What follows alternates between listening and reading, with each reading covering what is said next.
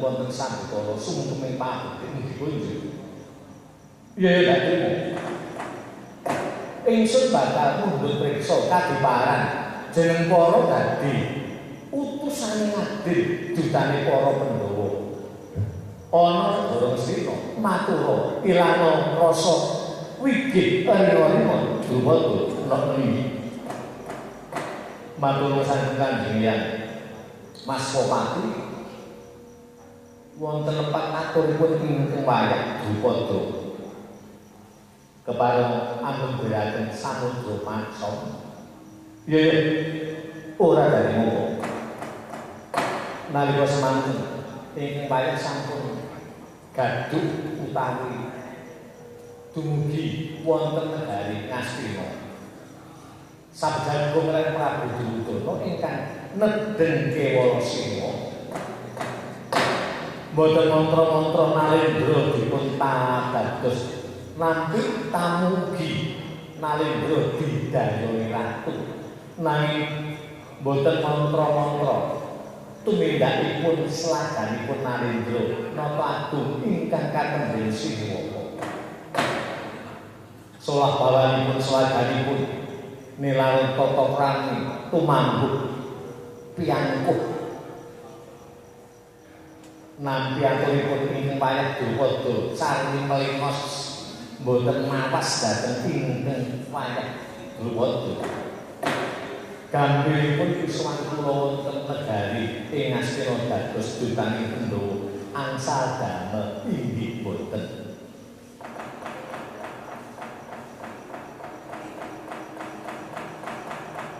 Dinuwa utawi boten dipun tampi atur kula inggih boten. Pinanggihipun bedhu boten pikantuk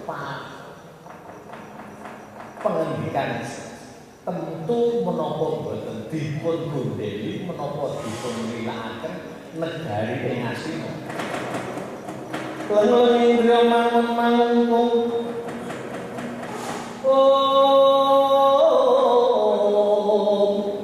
kanduan rimang leleno tanpa kani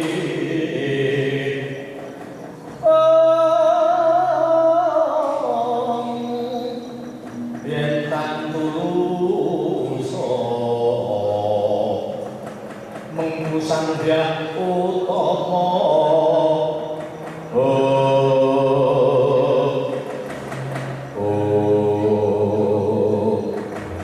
kepriwayah Prabu Dwarawati mungguh dadi pamasane wayah Prabu jagat dewa atau yang Prabu Maharaja Prabu Matswapati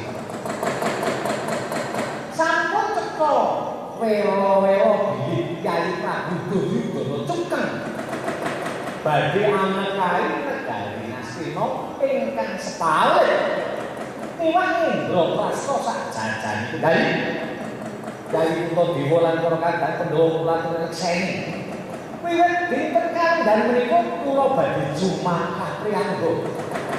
Dumados dadi dutaning Pandhawa ingkang pungkasan. Menawi kula sampun benajeng kaliyan Prabu Duryudana ibaratipun singa bareng ajeng kaliyan Srenggala. Ingkang kula datuk dadi Srenggala menika Prabu Duryudana. Dene kula dados singa bareng. Dereng wonten jamak limrahipun Srenggala saged ngawonaken singa bareng. Keparenga Kanjeng Hyang nuwun pamit. Badhe mungkasi dados dutaning Pandhawa. Kanjeng Hyang Sri Maharaja Prabu Matswapati aja kaya dilani. Wong yang adate nek disebut dilani sing marake lali. Mongko nek wong lali iku banjur unta. Wong nek unta ora iso ndeleng. Nek wis ora ndulu ora bisa ndulu banjur pisane nglubruk-lubruk.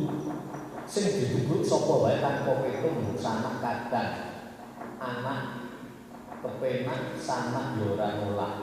Kuwi nek wong wis unta ing pangrasa. Lha iki lajeng kersanipun. Iya, yen kowe mangkono dadi kersane anak Prabu wayah Prabu Dwarawati seketi jumurung. Kyai Prabu Dewa kula wonten dawuh Bapak Prabu. Ya badhe niku boten. Inggih. Sasampunipun abenajeng kaliyan Koko Prabu Duryudana menawi Koko Prabu ngersakaken gegeki negari Ngamarta negari Ngastina ing Sepalengga inggih sampun kula trimah miwita dhateng Kanjeng Hyang Maswapati. Oh nggih. Mugi-mugi Duryudana gegeki nggih. Inggih. Wah, tresna kakangku. Apa Duryudana? Aja taren karo Kunto Aji kakangku.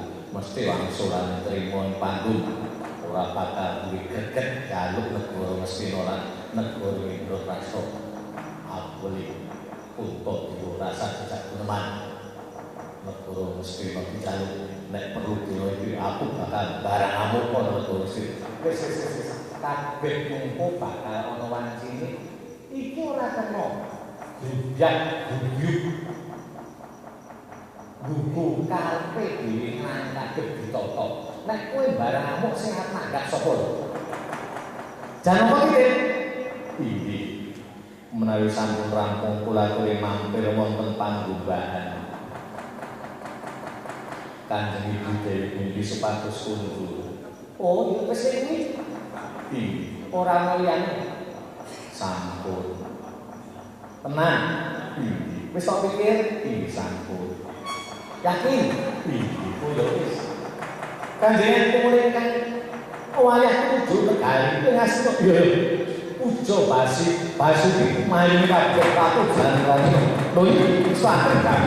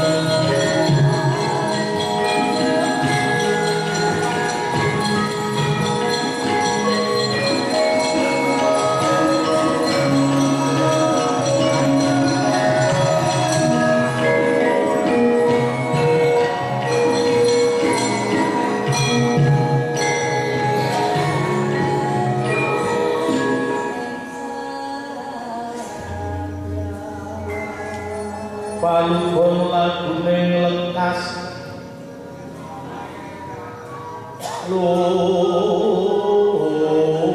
kita linuting itu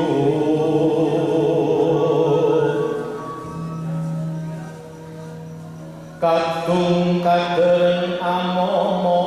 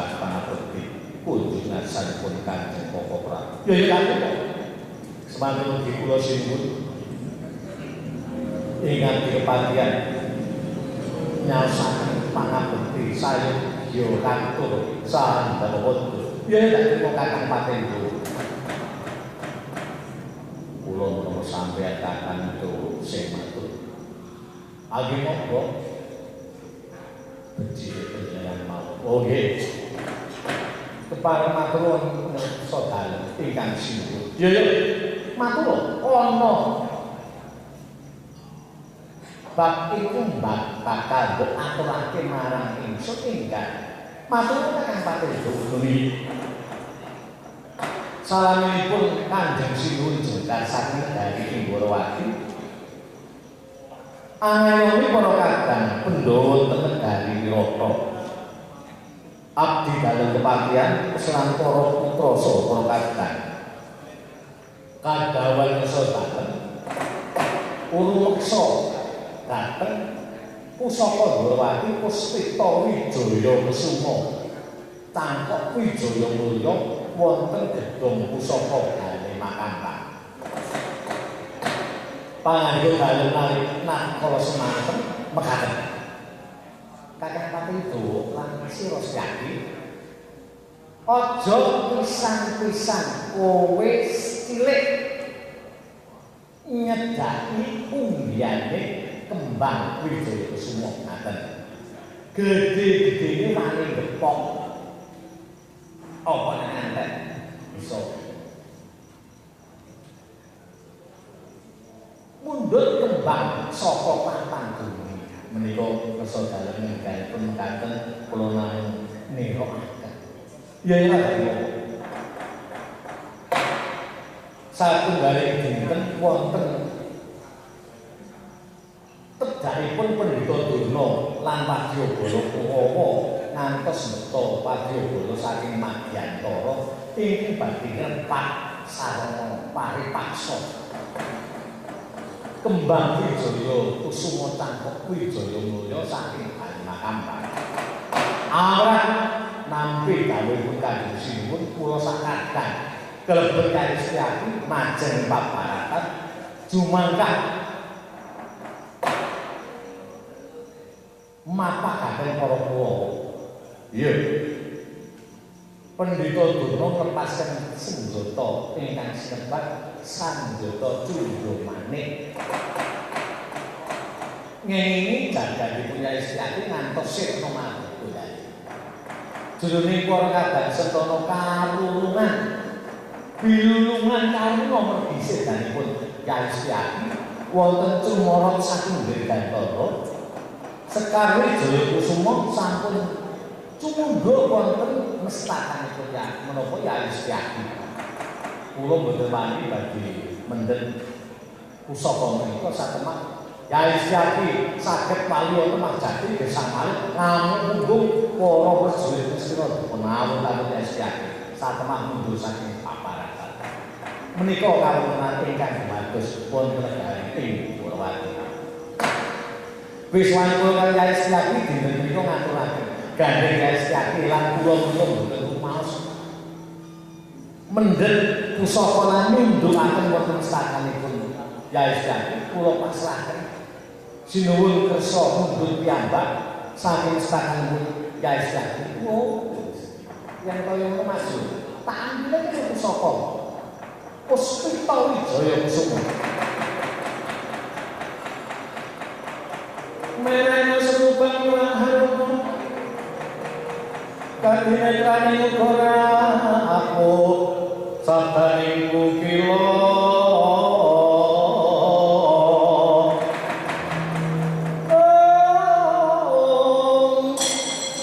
arengkani goro saged lemu sing piniponto pepacoke ayam wono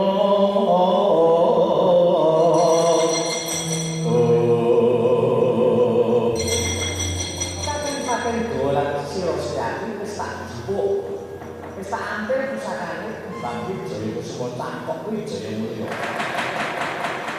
yen kaya mangkono ingkang bibite perkara kuwi pamandurna sakuramane aku bakal gawe petungan aku bakal gawe tangan ingkang jangkep kanggo males tumindake pamandurna padha semira mengko bakal gawe adil perkara iki saken kali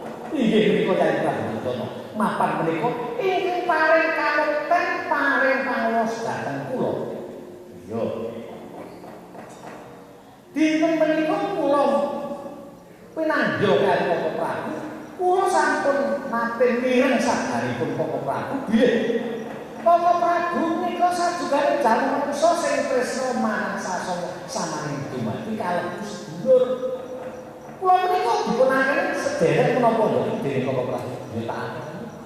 Pancen wis kejaba sedulur niku lek isih rombongan. Rombongan napa santen ketara. Wonten langit tunggal Koko Prabu dinten menika badhe nyuwun pejah gesangipun Koko Prabu. Langit maneh cocok. Yai Prabu bakal mundur pati uripipun. Nggih, mapan kan santen. Nggih. Nek kowe ajeng arep mundur pati uripipun kakang, aku lila lahir batin ikhlas ora bakal swara ora bakal bonggo. Yai Prabu enggal umurna pun kakang. Mriki karena kanane manis mesan kote oh sedemat karena mandiri karepo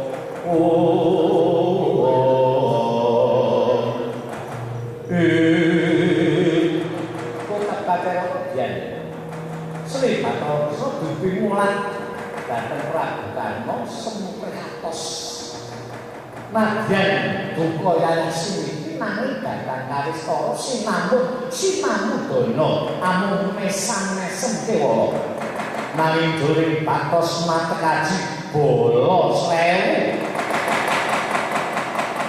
kaya winalih paningalih Hyang Karna Basusena picawu juting Prabu Kresna Surya kembang datang hinggang sangrewa pirasa.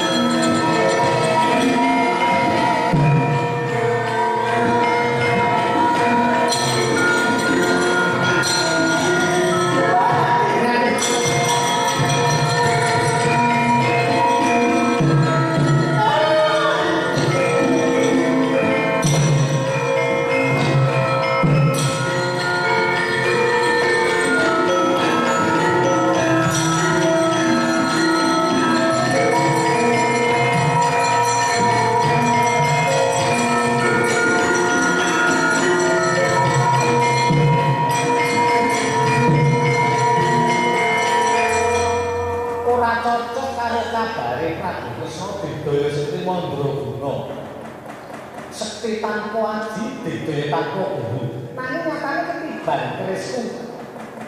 Kyai kala denis pisan gelar-gelar lutak dira jajane. Ngaturne pisan Paman Haryo. Niki Koko Prabu Ndrawati sampun jumpa mayang Sena Margolan. Nggih. Terus sakniki pripun? Kula karo sampeyan legawe. Monggo. Dika dadi seksi kula nggih kula merjaya Koko Prabu iso disuwun karo Sena nggih monggo.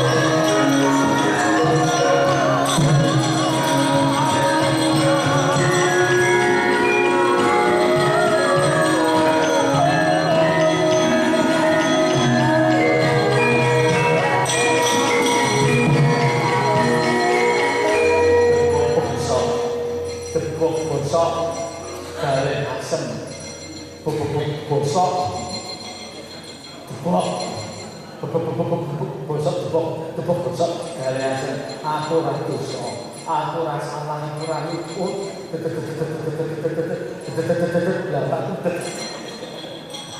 Taman segini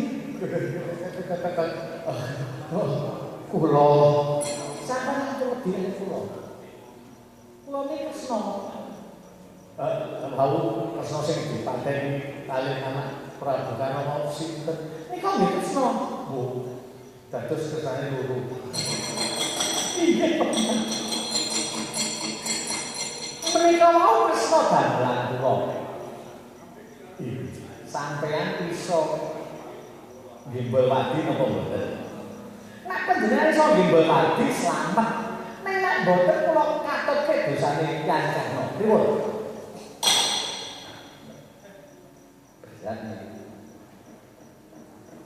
Nek kula iso gimbal wadi slamet niku tengane pripun?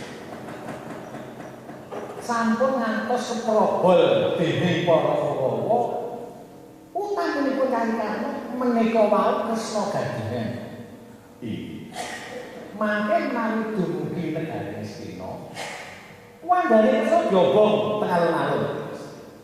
Sampai rasane kaya sing baku sampeyan ora usah ngomong, ora usah ngandika karo sapa wae. Anak ora dikandani, bojo ora dikandani, kok meneh wong liya.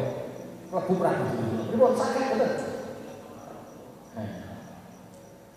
Ana biayane kok. Dalu biaya. Nah, kula niku nek tumindak ora ana biayane kok do kangel. Pamit karo mbok minta-minta. Iku gatos Paman Kersa gimbal wadi mboten. Nek ora napa maneh karo kersa sampeyan? Rambut dimundar. Mboten wani.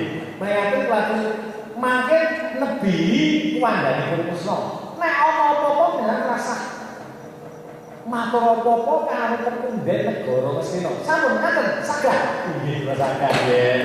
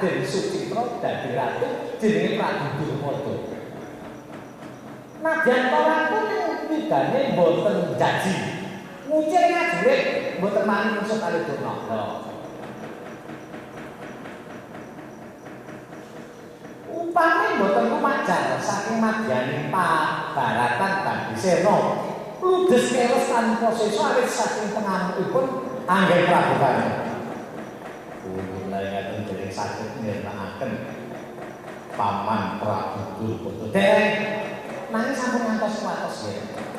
Mangke sanes sedal ingkang bapa piyambak ing badhe mejahi dhateng Durna. Kekancan sesambetan kalampahan menika kula kanthi Suryangana minggah wonten negari Gurawati ing bali Makambang badhe ngebat Puspita Wijaya Kusuma.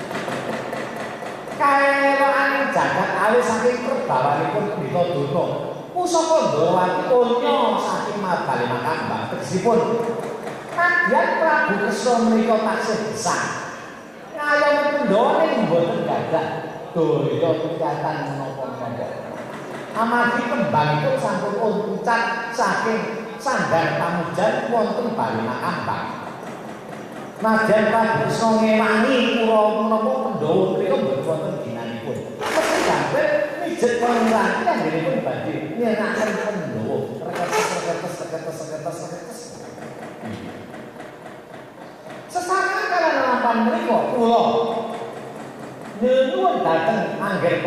Karna supados lumurip wonten negari rata manggi Prabu Kresna. Awit Prabu Kresna menika menawi kaliyan Prabu Karna tresnane iwak. Menapa sing dijaluk bakal diparingaken dhateng ing napa ngawon. Nah, kendhen menika kula nuturaken bilih ingkang Prabu Karna sampun saged kedugi ngenaken Prabu Kresna Prabu Mbok kemawon. Tanpa menurut dawuh Krisna Prabu Karna Brojo tanpa arah.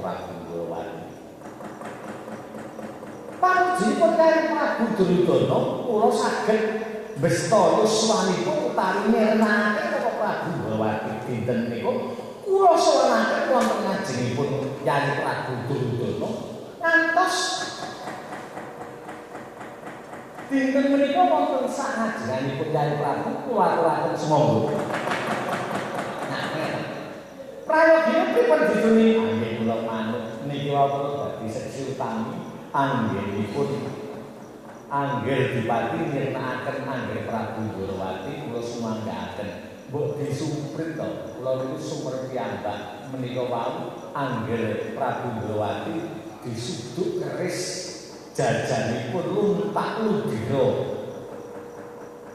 Sirna Margurana. Nah, cocok. Setuju lho, cocok. Niki ngeten Angger Prabu. Dituni dawuh karo para Kurawa nyicil seneng-seneng 40 dina 40 bengi. Nanggap lenggot gawa. Iki. Nyicil seneng-seneng parisuka ngunjuk kuwat karagan sakti turunipun wiwit dinten menika remen-remen merga Kresna wis mati. Kuandhanipun Prabu Kresna prayogi dipun beta wonten ing alun-alun lajeng dipun obong. Mangke amine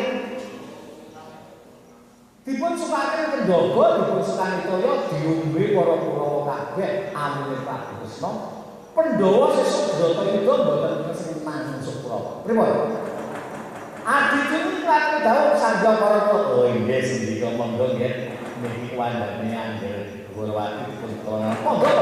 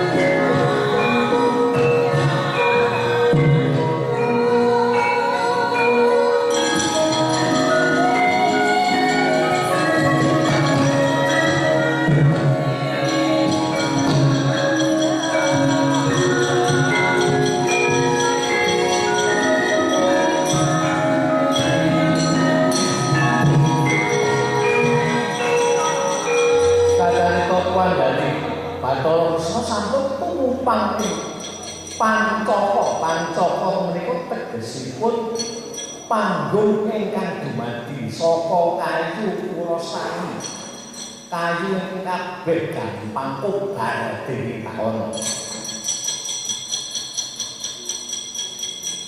Wong kadang kula sampun sioba ing gati sawe boe kare. Sekae sarana ingkang gampil kabesmi dening kaono. Den buyukake wonten angganira Prabu Kresna salah kedaden. Bel taun mung sak lumbung balung. Lah yo arek boleh taun.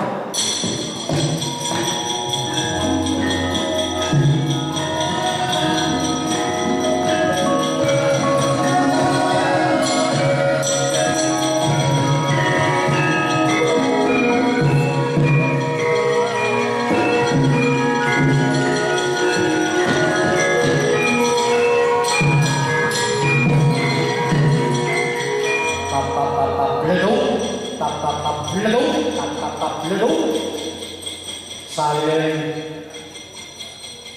geni kang anubar jagating Bathara Kresna saya kotapun kayoaning jagat nadyan kabesmi dening Bawana salumbung balung ora kosong ora geseng jagate Prabu Kresna bantah baju buta sak gunungan geger koko.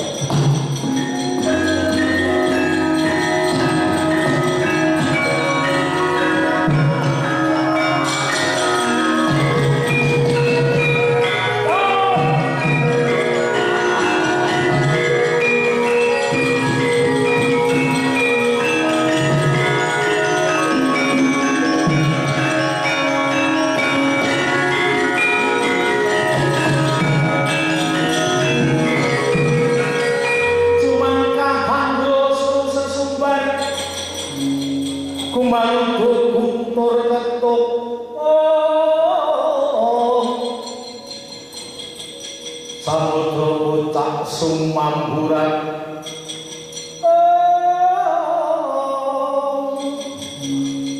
Korek kagiri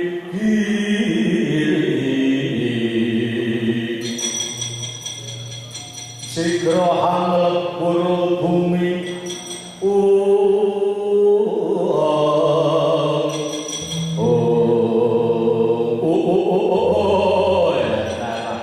ora patut banget para Kurawa Durna kowe sing gawe kuncining perkara gawe rusak negara Gurwati. Oh, tak jagat tak usah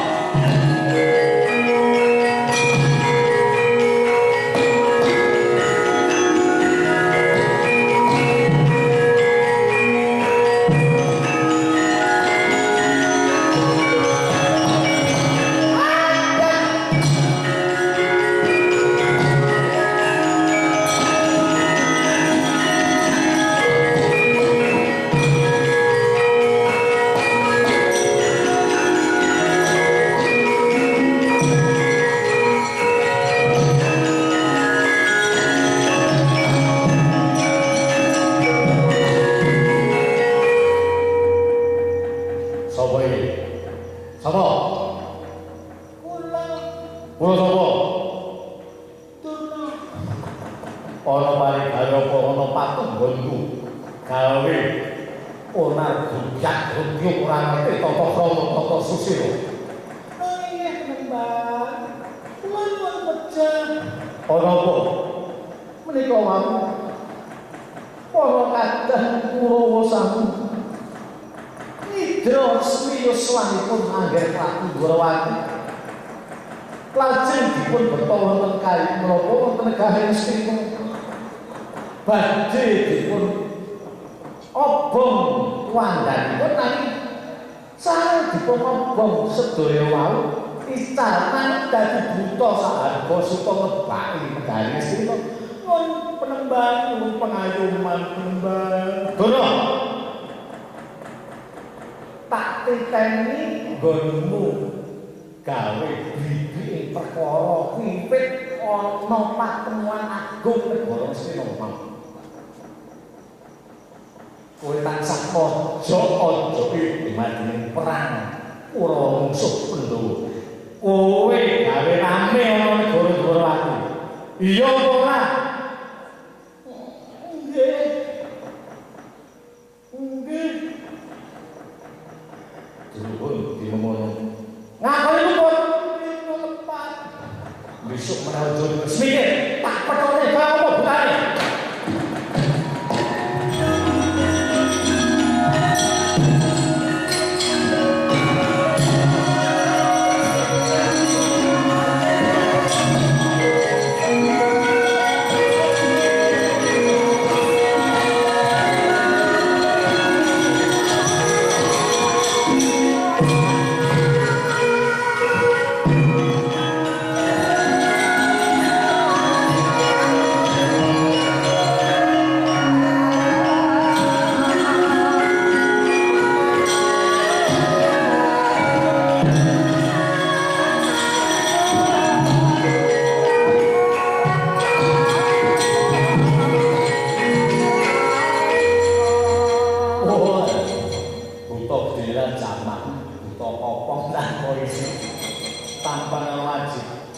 Kemayane Bisma ki mergane pati pinanggeng dening aji pangampang dening Wara Bisma nadyan buta saharga suta pinanggeng dening Sang Tapa Wara Bisma saya bangun saya alit saya katon tak mrica blubut badan dadi wujud dadi senjata cakra karya agak sangkang sambata.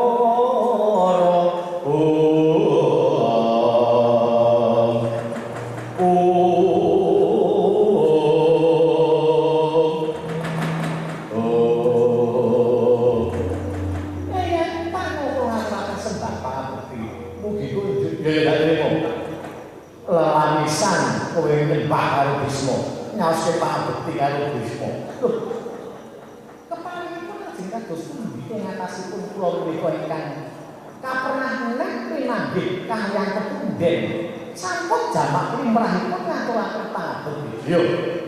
Ning mung tok doa abang lambe batemu ngina karo Bisma. Yo nadyaken peksa menawa sing gawe bribine perkara kuwi durna. Nanging apa kaya mangkono pewasi gawe sulapan ning negara Sina Galitan. Apa negara Sina ora ana wong sing bisa mawas marang sulapan mungkun keparat.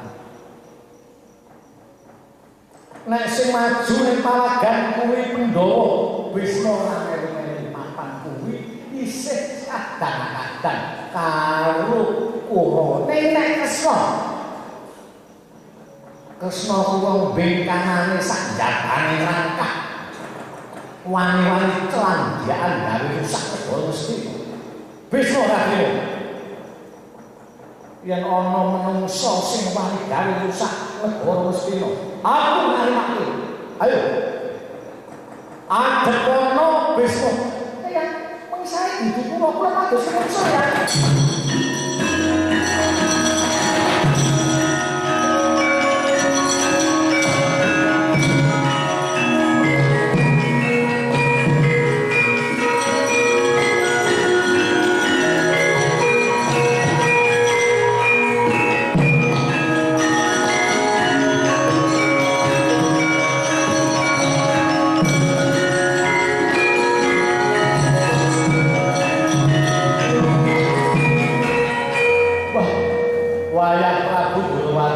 Melayu kaya bocah cilik ana paring ayo kok.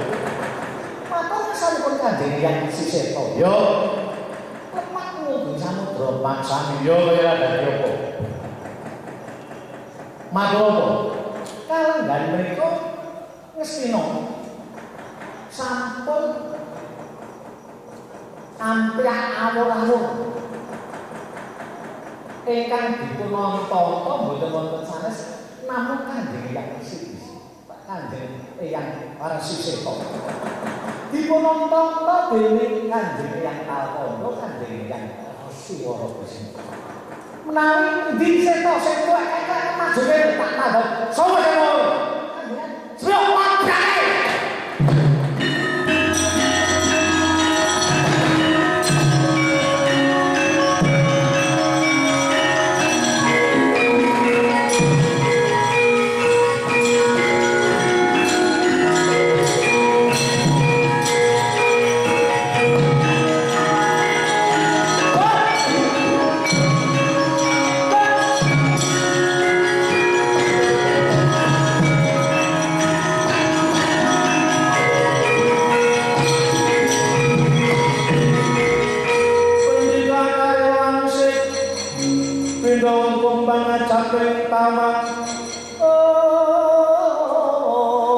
susu angin digone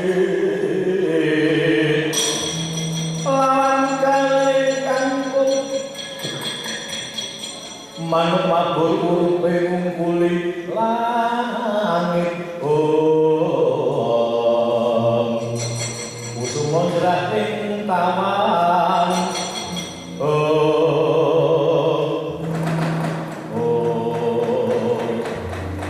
Yai Seta ketemu marang Kang sikile dical-cal iki. Sajak mengku duka. Ana apa? Yai Seta. Besok. Apa bonjolan ngono? Aku sik krungu. Wong tuwa jempong perak jambul wanarane yo stoke yo kowe. Dosane apa? Kresna dosane apa Pandhawa kok mungsuhe dhuwur. Nek kota perkara aja coba kowe. Detek kote sing tuwa kaya apa tuwa. Monggo sik lho. Ana rembug dirembug, ana perkara perkara sithik diundari. Perkarane murid kabeh tinemune ora harjo ing antarané Pandhawa. Piye? Kowe sing rene gawe salah sing ora mapan kowe mangkono Kresna mriki perkara gawe sulapan ing negara Sina aku lan ngremahake mergo Kresna kuwi dudu golonganing Kurawa lan Pandhawa ning Jatan Rangkah klebu kowe. Dadi nek tresna utawa kowe bakal gawe rusak ana negara Sena mungsuhe kowe.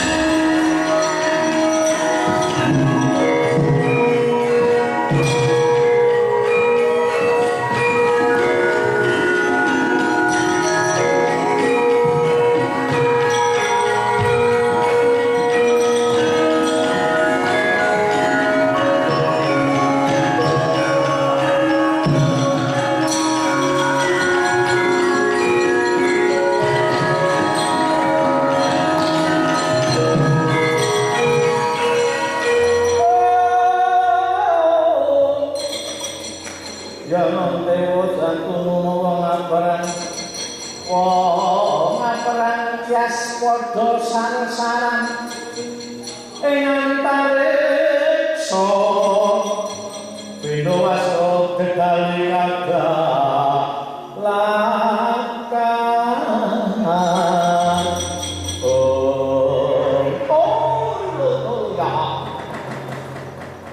mulane kaya nduk ring sloka kaya bocah-bocah teko selmatan kepale ndok-ndok ale mesti kundoane kaya kene bursuh kawasan ndro pokat kawan bodoni gane akeh ngakian seto karo Bisma nek durung iki apa durung iki mongso jeneng kita kabeh bondo bocah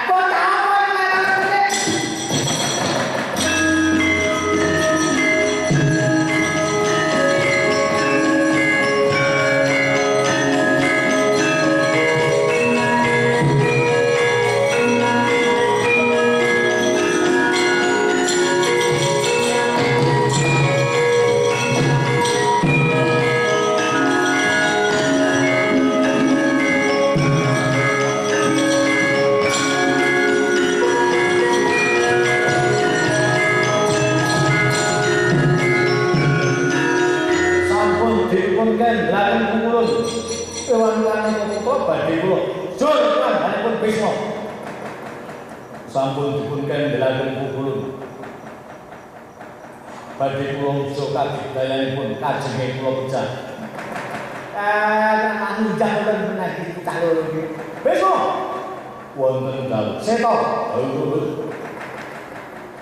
jeneng kita sak loro ana bebasan adu balung tanpa isi adu kemiri apa ora ana ingkang bener ora ana ingkang luput saklono iki titik kala mangsa iki durung pancine jeneng kita anggol yuda dadi senopati ning Pandhawan Kurawa merga iki mapan durung pancine durung teka mangsa kalane ayo jeneng saklono pulo ngaso iya Seto aku dari Napura sepiro gede kebutu. Aku seluruh kakang Bisma, aku dari Napura. Nanging kula neksen, kula benjang boten badhe dados senopati, menawi senopati nipun Pandhawa sanes Seto. Semanten kula neksen, kula boten badhe mantek senopati, kula badhe mbangunaken teki wonten Gunung Sohini. Boten badhe badak boten bare medak dhateng Tegalku menawi Tegalku Seta dereng banjir ludira sak dengkul gantung rambut krikil untu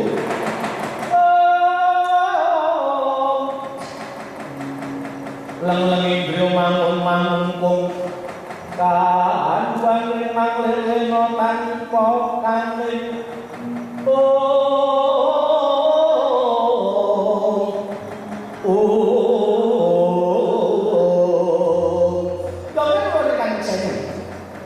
muga-muga kabeh bisa kalaksanan bendung apa bendan perang apa yuda jeneng kita bakal handong yuda minangka senopati Pandhawa lan Kurawa jeneng kita bali ana pertapane selang-selang bangunan tadi niku